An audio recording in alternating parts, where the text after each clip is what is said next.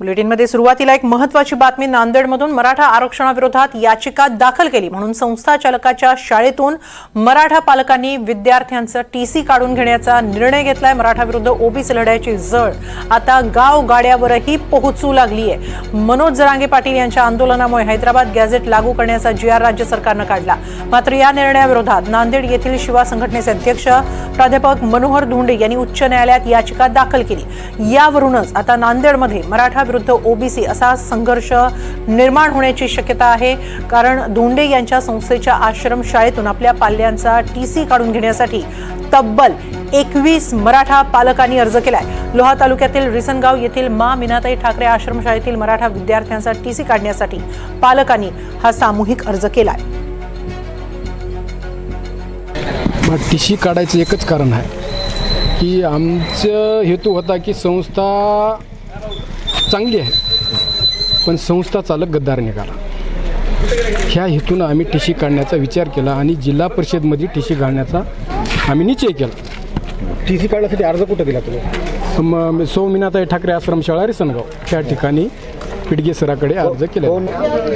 OBC समाजाचा निर्णय असाच आहे की मला काय म्हणायचं आहे की गावगाड्याचा जो प्रश्न आहे ते जातीयता निर्माण होऊ नये आणि येणेकरून या मराठा समाजाचे जर विद्यार्थी एखाद्या संस्थेमध्ये शिकत असतील तर त्यांनी असं म्हणायला नाही पाहिजे की आमची मुलं एखाद्या ओबीसी संस्था चालकाच्या शाळेमध्ये शिकले पाहिजे किंवा त्यांनी त्याचे दाखले काढून घेतले पाहिजे, असं असायला नाही पाहिजे, व्हायला नाही पाहिजे। तसं जर होत असेल तर मग प्रत्येक ठिकाणी ज्या ठिकाणी ओबीसी समाजाचे विद्यार्थी ज्या शाळेत किंवा संस्थेत शिकत असतील त्या संस्थेमधून मग ते ओबीसी सुद्धा त्यांचे पाल्य काढू शकतात। या संदर्भात अधिक माहिती घेऊया आमचे प्रतिनिधी योगेश लाटकर यांच्याकडून। योगेश, संस्था चालक गद्दार निघाला असं पालकांचं म्हणणं आहे, यावर संस्था चालकाची काही प्रतिक्रिया, काय अपडेट्स?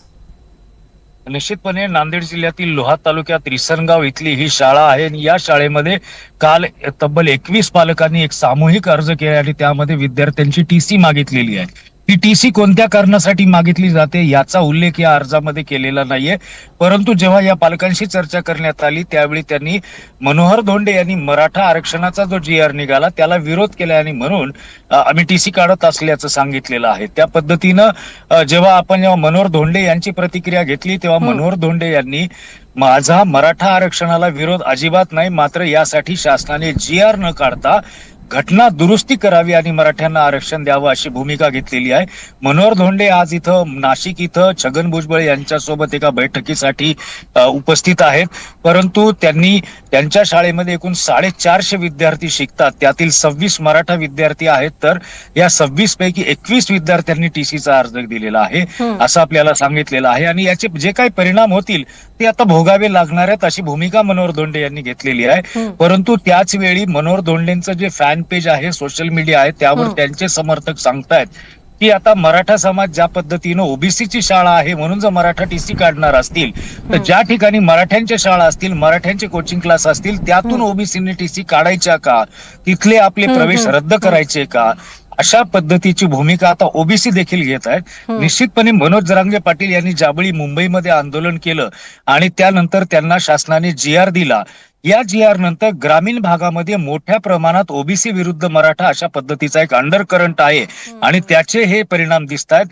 गावगाड्यामध्ये खरं तर जात धर्म पंथ याला फारसं स्थान नसतं, परंतु आता मात्र ते कुठेतरी दिसायला लागले आणि हा जो सुप्त पद्धतीनं हा जो अंडर करंट आहे याचा स्फोट मात्र कोणत्याही क्षणी होऊ शकतो अशी परिस्थिती आता गावगाड्यात निर्माण झालेली आहे। आरक्षण द्यायचं नाही द्यायचं, टिकेल नाही टिकेल हे न्यायालय आणि शासन बघेल, परंतु इथं लोकांच्या मनामध्ये वितुष्ट मात्र निश्चितपणे निर्माण झालेला आहे। मराठा विरुद्ध ओबीसी संघर्षाची ही चुणूक गावगाड्यावर दिसू लागलेली आहे। धन्यवाद योगेश, आपण दिलेल्या या सविस्तर माहितीबद्दल।